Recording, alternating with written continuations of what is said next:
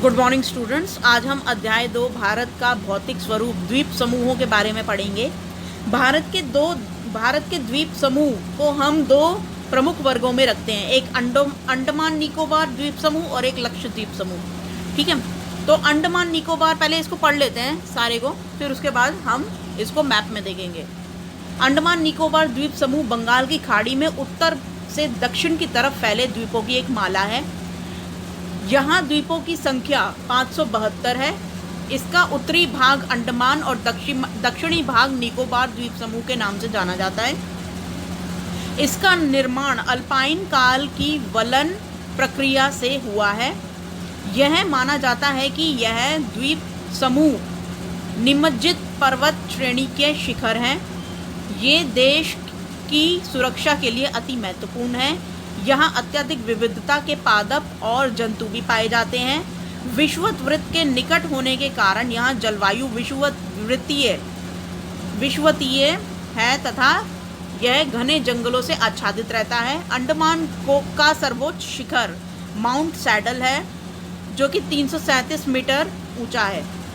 अंडमान निकोबार द्वीप समूह का सर्वोच्च शिखर निकोबार का द्वीप समूह का जो सर्वोच्च शिखर है वह थुलियर है, और अंडमान का जो सर्वोच्च शिखर है उसका नाम है माउंट सैडल। अच्छा, इस क्षेत्र में दो ज्वालामुखी द्वीप भी हैं, एक बैरन द्वीप और एक जो कि एकमात्र सक्रिय ज्वालामुखी है, और एक है नारकोडम द्वीप। तो अब इसको जरा मैप में देख लेते हैं।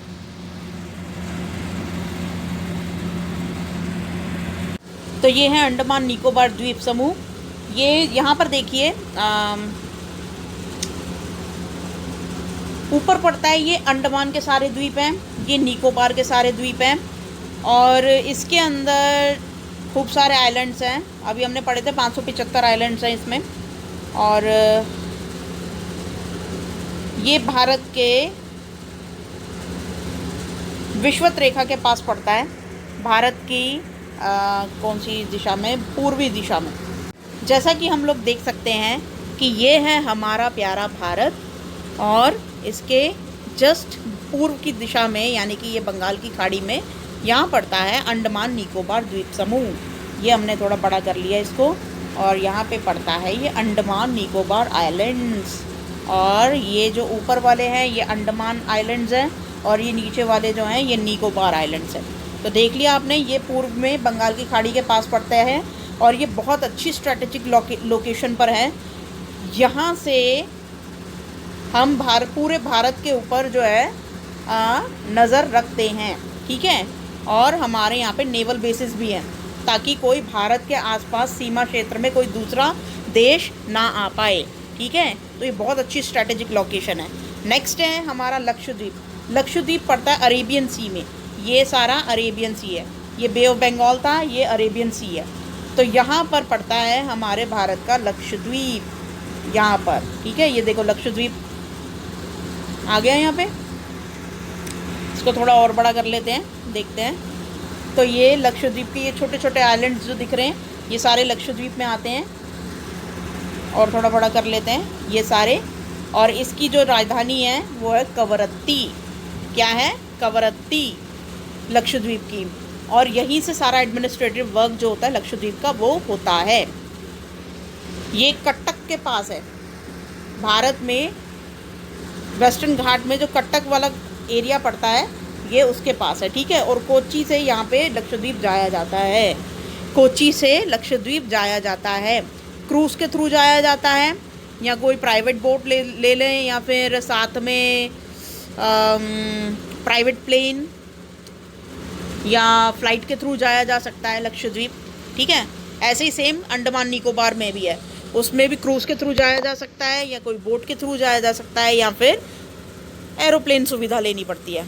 चलो, अब आपने देख लिया है भारत के कौन कौन से कोने में कौन हमारे जो आइलैंड्स हैं वो पड़ते हैं। अब आगे का पढ़ते हैं। अब लक्षद्वीप के बारे में पढ़ते हैं। लक्षद्वीप समूह केरल के मालाबार तट के अरब सागर में स्थित है। यह मध्य सागरीय कटक का ही उत्तरी भाग है। यह द्वीप छोटे छोटे प्रवालों से निर्मित है। इसमें 36 द्वीप पाए जाते हैं।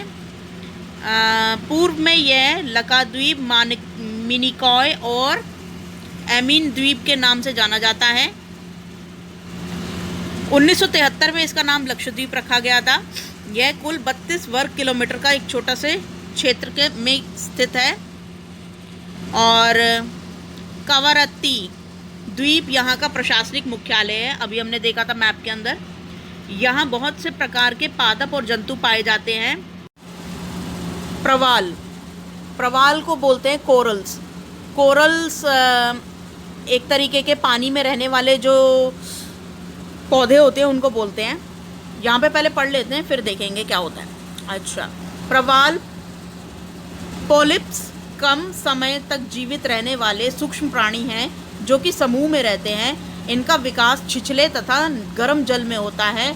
इनसे कैल्शियम कार्बोनेट का स्राव होता है। प्रवाल स्राव एवं प्रवाल अस्थियाँ टीले के रूप में निक्षेपित होती हैं। ये मुख्यतः 3 प्रकार की होती हैं: प्रवाल रोधिका, तटीय प्रवाल भित्ति तथा प्रवाल वलय। ऑस्ट्रेलिया के ग्रेट बैरियर रीफ प्रवाल रोधिका का उदाहरण है।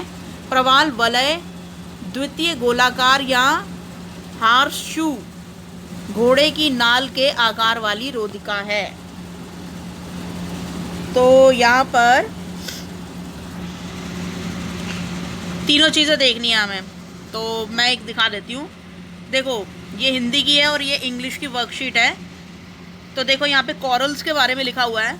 एक होता है बैरियर रीफ और एक होता है फ्रिंजिंग रीफ और एक होता है एटॉल्स, जिसे अभी हमने हिंदी में पढ़ा। यहाँ पर प्रवाल रोधिका, ओहो एक मिनट, प्रवाल रोधिका, तटीय प्रवाल भित्ति तथा प्रवाल वलय द्वीप। तो अब हम इसको देखते हैं ज़रा। तो ये होते हैं कोरल रीफ्स। ये पानी में उगने वाले जो जैसे पेड़ पौधे होते हैं ना, उनको बोलते हैं। ये एक्चुअली गर्म पानी में उगते हैं और ज़्यादातर कोस्टल लाइंस के यानी कि आइलैंड्स के पास होते हैं ये। और इनको एक तरीके से पालना अच्छा माना जाता है, क्योंकि इससे क्या होता है कि जो पानी में रहने वाले जीव जंतु हैं उनके लिए ये सबसे बेस्ट होता है रहने के लिए। और इसमें बहुत सारे सूक्ष्म जीव भी पाए जाते हैं, जिसके कारण जो पानी में रहने वाले जीव जंतु हैं वो इन कोरल रीफ्स को खाकर, इनके अंदर रहकर अपना जीवन यापन करते हैं, जैसे कि मछलियाँ। ठीक है, तो ये कुछ 3 टाइप्स के उदाहरण हैं, वही 3 टाइप्स। एक होता है बैरियर रीफ, यानी कि ये बैरियर रीफ जो है ये बेसिकली ऑस्ट्रेलिया के पास पाया जाता है। ये है एटॉल्स। एटॉल्स के अंदर क्या होता है कि आइलैंड बीच में से गायब होता है, बीच में भी पानी होता है, बाहर भी पानी होता है, और ये छिछली सी जगह जो होती है ये ऐसे वलय बनाती है। ठीक है, तो इसको ये 3rd नंबर वाला है जो हमने अभी हिंदी में पढ़ा था। ये फ्रिंजिंग रीफ्स का मतलब होता है कि ये किसी आइलैंड के पास छिछली सी जगह में ये जो पेड़ पौधे उग जाते हैं और छिछलापन वहाँ पे कर देते हैं ना, तो उसको बोलते हैं फ्रिंजिंग रीफ्स। और ये ग्रेट बैरियर रीफ्स के बारे में आपने पढ़ा ही होगा, ऑस्ट्रेलिया का जो ग्रेट बैरियर रीफ है। अच्छा, तो ये मैंने दिखा दिए हैं आपको। इन तीनों को आप इस उदाहरण से भी समझ सकते हैं। पहला तो है, देखो, एक्टिव वोल्केनो। यहाँ पर ये ज्वालामुखी है। फिर क्या होता है, फ्रिंजिंग रीफ, यानी कि ये जो एक वलय टाइप के ये जो पेड़ पौधे हैं ये घेर लेते हैं इसको। फिर धीरे धीरे ये वलय बड़ा होता जाता है और ये जो आइलैंड है ये पानी में डूबता चला जाता है और एक तरह से ये पूरा डूब चुका हुआ होता है। तो जो लक्षद्वीप के जितने भी आइलैंड्स हैं तो वो इसी तरीके के एटॉल्स बने हुए हैं, यानी कि इसके अंदर जो आइलैंड था वो नीचे पानी में डूब चुका है और सिर्फ ऊपर का ये जो एटॉल है वो बच गया है। ठीक है, यानी कि प्रवाल वलय जो है वो बच गया है। अच्छा, चलो अब हम क्वेश्चंस देखते हैं। प्रवाल क्या होता है? तो ये प्रवाल के बारे में आप यहाँ से लेकर यहाँ तक आप लिख लेंगे। ये फर्स्ट का आंसर है पूरा। अच्छा, क्वेश्चन नंबर 2, भारत में कौन कौन से द्वीप समूह हैं, इनके नाम लिखिए और भारत के राजनीतिक मानचित्र में भी दर्शाइए। तो भाई मानचित्र के अंदर जैसे मैंने अभी गूगल के अंदर दर्शाया था आपको, गूगल मैप्स में बिल्कुल वैसे ही आपको मानचित्र में दर्शाने हैं। एक तरफ अरेबियन सी में आप लक्षद्वीप दिखाओगे, एक तरफ आप बे ऑफ बंगाल में अंडमान निकोबार दिखाओगे। ठीक है, तो भारत के कौन कौन से द्वीप समूह हैं वो आप नाम यहाँ से लिख सकते हैं। एक है लक्षद्वीप द्वीप समूह पहला, दूसरा ये अंडमान निकोबार द्वीप समूह, ठीक है, ये नाम लिख लेना बस, ये नाम। तो ये सेकंड का आंसर हो जाएगा, ठीक है। अच्छा, अब थर्ड वाला देखो, लक्षद्वीप के प्रमुख विशेषताएं बताइए। तो ये लक्षद्वीप की सारी विशेषताएं हैं, तो आइए आपको ये सारी विशेषताएं लिखनी होंगी थर्ड वाले में। अच्छा, आप प्रवाल के बारे में मत लिखिए, भले ही प्रवाल के बारे में 1-2 लाइनें लिख देना। बाकी लक्षद्वीप की मेन विशेषता ये है, ये सारी, ये यहाँ से लेकर यहाँ तक पूरा। तो ये थर्ड वाले में आप ये इतना लिख लेना, ठीक है। अच्छा, क्वेश्चन नंबर 4, अंडमान निकोबार द्वीप समूह की जलवायु कैसी और क्यों है। तो यहाँ पर देखो, अंडमान निकोबार की जलवायु जो है वो विषुवत रेखा के निकट होने के कारण गर्म होती है, ठीक है, और जंगलों से आच्छादित रहती है। तो ये वाला विषुवत वृत्त के निकट होने के कारण यहाँ की जलवायु, यानी कि अंडमान निकोबार की जो जलवायु है वो विषुवतीय है, यहाँ घने जंगलों से आच्छादित है। तो यहाँ पर ये हो जाएगा फोर्थ का आंसर, ठीक है, इतना बस। ये एक ही पॉइंट लिखना है, ये वाला फोर्थ में। ओहो, ये चलता नहीं है पेन, गुस्सा दिलाता पर ये वाला। हाँ, विषुवत वृत्त का जो ये वाला है, ये वाला पॉइंट जो है ये फोर्थ में आ जाएगा पूरा। अच्छा, नेक्स्ट है 5वां क्वेश्चन, द्वीपों पर जीवन कठिन क्यों होगा। तो भाई द्वीपों पर जीवन कठिन इसलिए होता है क्योंकि हम भारत से एकदम बहुत दूर हो जाते हैं। एक तो पहली बात, तो बीच में बहुत बड़ा समुद्र आ जाता है, तो भारत का जो विकास होता है वो द्वीपों के पास कम पहुंच पाता है, ठीक है, क्योंकि बीच में इतना बड़ा समुद्र आ गया। आप कितना मतलब शिप से कितना कवर कर लोगे। एक सामान लेने के लिए आप बार बार क्या एक दिन का पूरा रास्ता आप कवर करोगे क्या क्रूज़ में बैठ के, कि अब माचिस लेने जाना है, चलो क्रूज़ में बैठ के चलते हैं, अगले दिन सुबह 9 बजे पहुंच रहे हैं, फिर उसके बाद माचिस ली, फिर रात को 9 बजे पहुंच रहे हैं अपने आइलैंड पे। इस तरीके से करोगे नहीं ना। तो फिर ये एक तरीके से द्वीप जो है वो बहुत दूर पड़ जाते हैं भारत से, इसलिए वहाँ का जीवन कठिन होता है। और दूसरी बात ये कि विकासात्मक, अब वहाँ पे विकास होने लगा है कुल मिलाकर। अब जो है भारतीय सरकार ध्यान दे रही है कि कैसे विकास करना है। आपको पता है अभी 2 साल पहले तक वहाँ पे इंटरनेट की स्पीड इतनी स्लो थी कि 2G इंटरनेट चलता था। अब वहाँ पर भी जो है 4G लाइनें बिछाई जा रही हैं पानी के अंदर बड़ी बड़ी तारें बिछाई जा रही हैं कि जिससे कि इंटरनेट जो है भारत से अंडमान निकोबार पहुँच सके, 4G नेटवर्क, ठीक है। तो अब जाके विकास होना स्टार्ट हुआ है, अब देखो कब तक होता है, ठीक है। तो इसको अपने लैंग्वेज में लिख लेना भाई।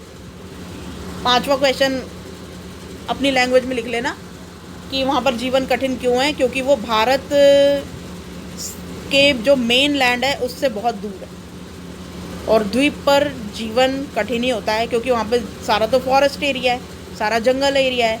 तो वहाँ पर आप वन के अंदर रह तो सकते हो, लेकिन टेक्नोलॉजी से दूर और विकास से दूर, तो जीवन थोड़ा सा तो कठिन हो ही जाता है अगर जंगलों में रहते हैं तो, ठीक है। तो इसको लिख लेना भाई अपनी लैंग्वेज में। अच्छा, तो ये हो गया। अब आज की वर्कशीट आई होप आपको समझ में आई होगी। थैंक यू भाई।